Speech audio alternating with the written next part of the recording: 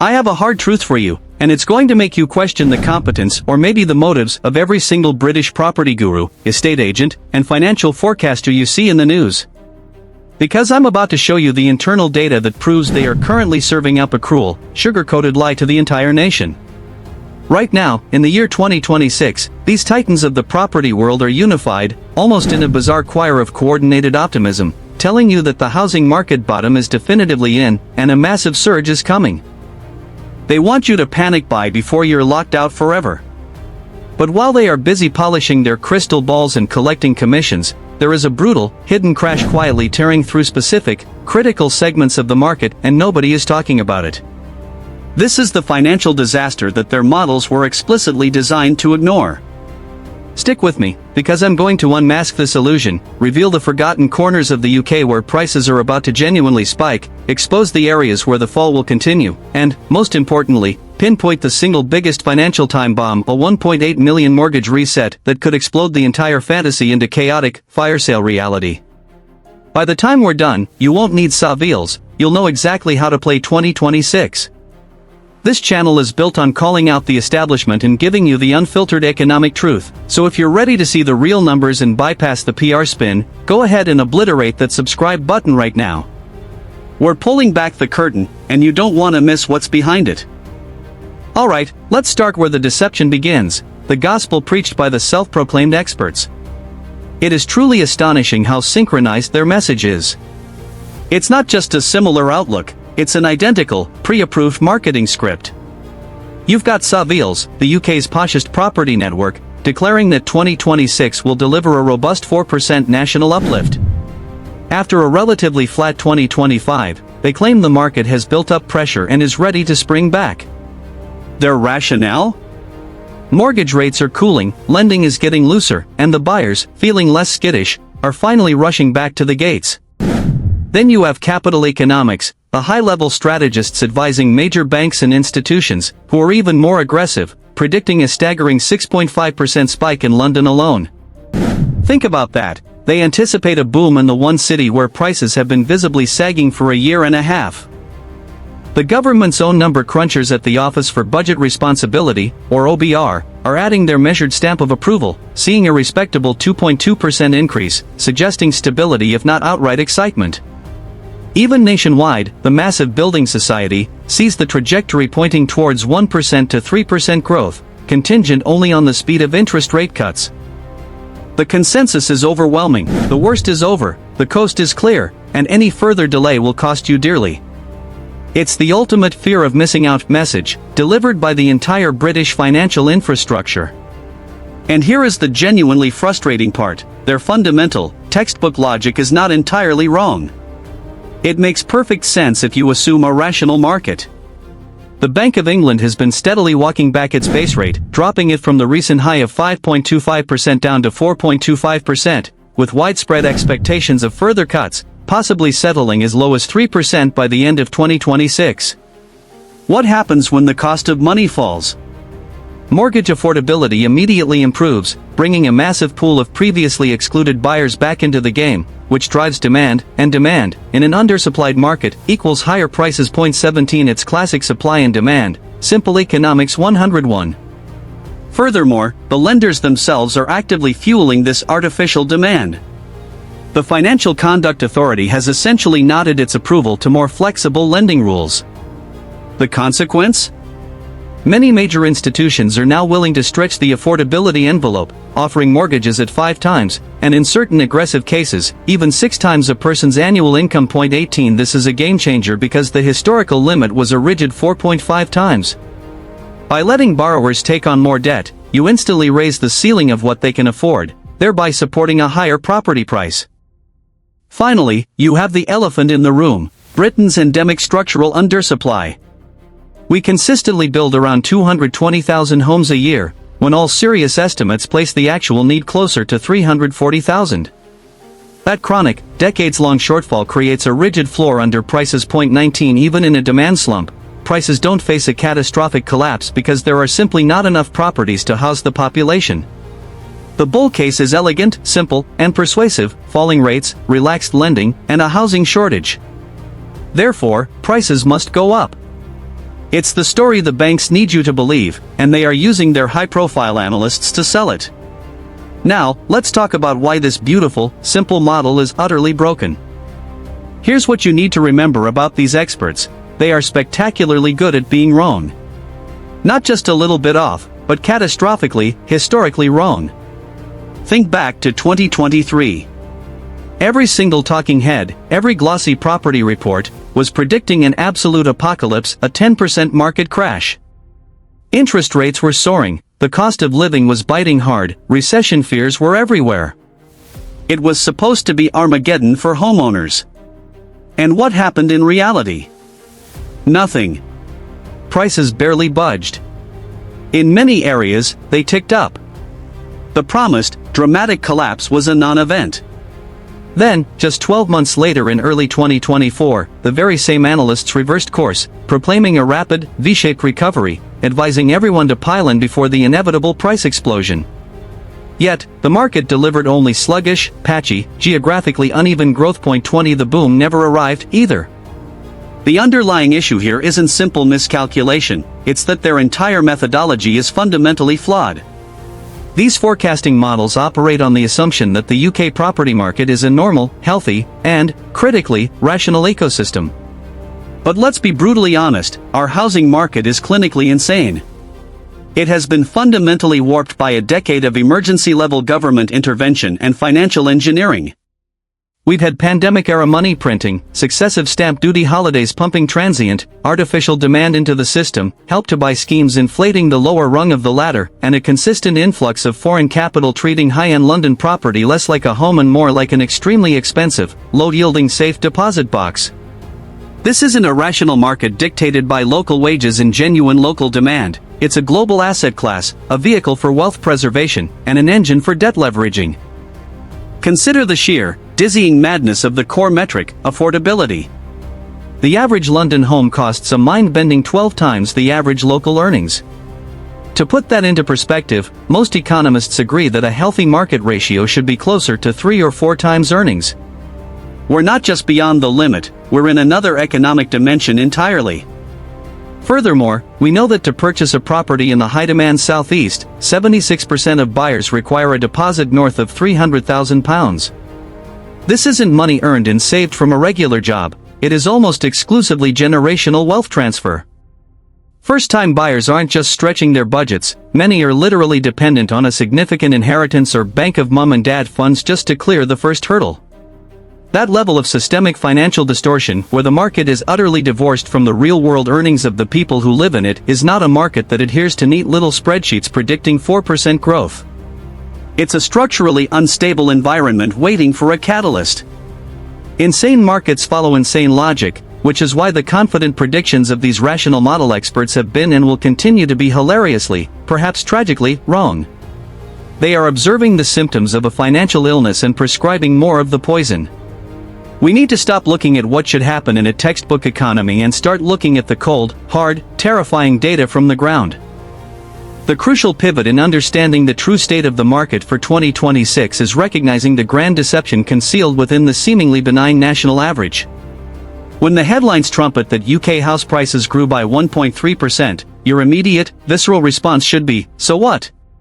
Because 1.3% nominal growth in simple pound sterling terms is a total illusion when annual inflation is running at 3% or 4%. This means, in real terms, after adjusting for the rising cost of groceries, energy, and everything else you spend money on, the value of your asset is actually going backwards. You might have slightly more paper wealth, but that paper buys less. You are, effectively, poorer. This is the first layer of the hidden crash, real-term value erosion. But the real crisis is revealed when you look past the nationwide fiction and focus on the geographical reality. London, always the canary in the coal mine for the UK property market, is in actual, nominal decline. 21 Prices in the capital have fallen by 1.8% year-on-year. This isn't a real-term dip, this is a hard money, less money in the bank decline in the supposedly most robust, crisis-proof city in Britain.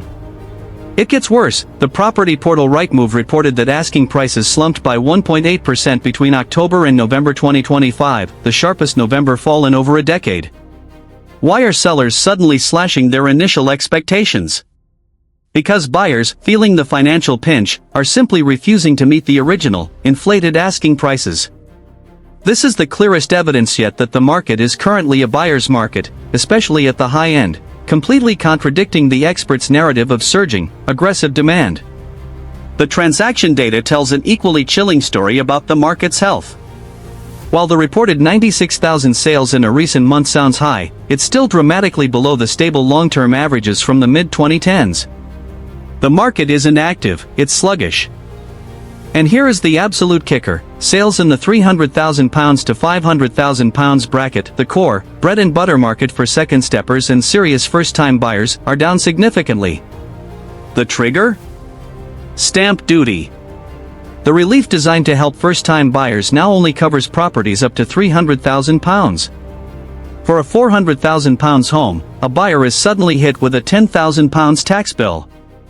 To a financially stretched first-time buyer scraping together a deposit, that £10,000 is a nuclear bomb. They haven't found the money, they've simply walked away, choking off the vital demand in the market's middle tier. Contrasting the institution-led forecasts, we have the people who actually live and breathe this market, the estate agents themselves. The Royal Institution of Chartered Surveyors, RICS, surveys these frontline agents, and their findings are dire. 20% of them expect prices to fall in the immediate future, not rise. These are the people seeing the desperate negotiations and the failed sales every day. Their outlook is far more trustworthy than a London-based analyst's model. Finally, let's run the numbers on affordability to show why any further growth is mathematically impossible for the average person. Imagine a working couple earning a combined £60,000, a respectable income. They want to buy a £300,000 home. Even with the current, slightly improved mortgage rates of around 4%, their monthly payment is about £1,300. That figure alone consumes over a quarter of their gross income. After tax, council tax, energy bills, and general maintenance, that couple is spending a staggering 40% to 50% of their actual take-home pay just to keep a roof over their head. This isn't a sustainable market, it is a pressure cooker. And yet, the experts are predicting a 4% rise, which would necessitate that same couple spending even more. Based on what, exactly? A sudden miraculous doubling of British wages? This market is completely tapped out at the middle and lower tiers. We must stop speaking about the UK property market as a monolith. It's not one thing, it's two entirely separate, parallel markets that are currently accelerating away from each other, creating the greatest geographical disparity in modern history. This split is absolutely paramount to your 2026 decision-making. On one side, you have the genuinely functioning market, the North, the Midlands, Scotland, and Wales. Here, affordability is still tethered to reality. The average house price in the Northeast, for example, hovers around £160,000. You can still secure a decent family terrace in many northern cities for less than £200,000. At these prices, and with average regional wages, people can actually afford to buy. Demand is solid, rental yields are attractive to investors, and the market is behaving, well, normally. This segment is seeing real, non-inflation eroded growth, and the experts' positive national figures are being almost entirely carried by the strength of these affordable regions. On the other side, you have the dysfunctional market, London and the entire southeast commuter belt, Surrey, Kent, etc. Prices here are either completely flat or in visible decline. The gap between the North's average cost and the South's average cost has never been wider, both in price and in the ability of local workers to actually transact. The insane consequence of this divide is the feedback loop. Because southern prices remain structurally too high, more and more skilled workers and families are realizing the financial game is unwinnable in the south. They are migrating north for better value and quality of life, which, perversely, adds to northern demand, pushes northern prices up further, and reinforces the north-south divergence. When Savills forecasts national growth, they are simply saying the rising tide in Glasgow and Manchester is statistically masking the stagnant or falling prices in Guildford and Chelsea. The national headline is completely meaningless. But the real threat, the one thing that could obliterate even the North's modest stability, is the financial time bomb set to detonate over the next 18 months, the mortgage cliff. Between now and the end of 2027, approximately 1.8 million British homeowners are due to roll off fixed-rate mortgage deals they secured at ultra-low rates, 2% to 3%, during the easy money, pandemic era. They are about to remortgage onto the current, new normal rates of 4% to 5%. This is not a small adjustment, it is a payment shock of £300 to £600 extra per month for millions of households. If you are a family currently spending 40% of your income on housing, finding an extra £600 a month is not absorbed by cutting out holidays or restaurant dinners, it forces a fundamental, agonizing choice. For a significant number of these stretched households, the math simply will not work anymore. They will be forced sellers. And a wave of forced sellers hitting the market, people who must liquidate their asset because they cannot meet the new debt costs, creates massive, instantaneous downward pressure on prices. Forced sellers do not get to negotiate, they take the quickest, lowest offer just to stop the financial bleeding. The experts are assuming that most people will just absorb this shock, but I believe they are dangerously underestimating the volume of distressed sales this financial cliff will generate in 2026 and 2027, especially in those high-value, high-debt southern areas. They stretch to the absolute limit at 2% interest, they cannot survive at 5%. This is not speculation, this is the predictable arithmetic of debt.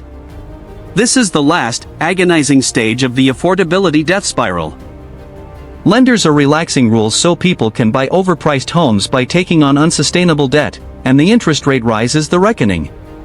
We are heading toward a grim new equilibrium where property ownership is permanently restricted to only the wealthiest segments of society, and the market's lower and middle tiers will see demand collapse entirely. So, having dissected the official narrative and exposed the underlying financial pressures, what is the honest, uncomfortable prediction for 2026? I'm calling out the bullish forecasts for what they are, over-optimistic rhetoric designed to maintain market confidence. We are not heading for a 4% to 6% national surge. My base case is a national average growth of a highly muted 1% to 3%, which will feel like a slight decline in real, inflation-adjusted terms. This number will be entirely manufactured by the genuinely positive momentum in the affordable regions. Northern England, Scotland, Wales, and the Midlands will see modest, real growth, the only areas where the property price-to-earnings ratio is still remotely sustainable. Conversely, London and the broader southeast will remain flat, or continue their slow, modest decline. High-end properties, especially those above £750,000 in the south, will struggle immensely due to the lack of affordability and the limited pool of wealthy buyers willing to pay top price in a stagnant market. Transaction volumes across the UK will remain suppressed. The promised flood of first-time buyers will be a nervous trickle, mostly dependent on family wealth. The market is stuck in a frustrating state of grinding stagnation. It's not the crash the doommongers want, but it's certainly not the boom the estate agents are promising. And the major headwind will be that remortgage cliff. It will not cause a sudden, instantaneous crash, but it will guarantee a constant, increasing stream of distressed supply throughout 2026 and well into 2027, ensuring that any upward price momentum is consistently smothered. But here is the single, catastrophic wildcard you must watch: the inflation relapse. If global events, supply chain issues, or domestic wage pressure cause inflation to prove sticky, meaning it refuses to fall back to the Bank of England's target, then the expected base rate cuts will pause, or, in a nightmare scenario, the bank will be forced to hike rates again. If interest rates go up instead of down, the entire house of cards collapses. Affordability vanishes overnight, the mortgage cliff turns into a tidal wave, and then, and only then, you will see the sharp, painful correction the experts have been wrongly predicting for years. That is the true chaos scenario.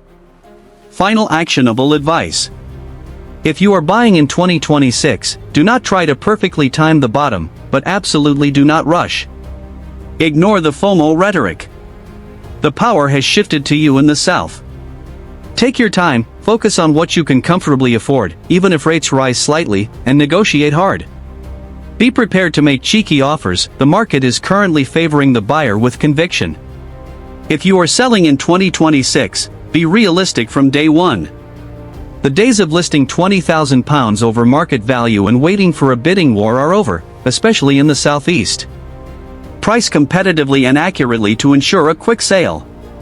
An overpriced property that sits on the market for months loses momentum and eventually sells for less than if it had been priced correctly from the start. If you are an investor in 2026, pivot your focus entirely from capital appreciation to yield. The 10-year double your money London gamble is dead.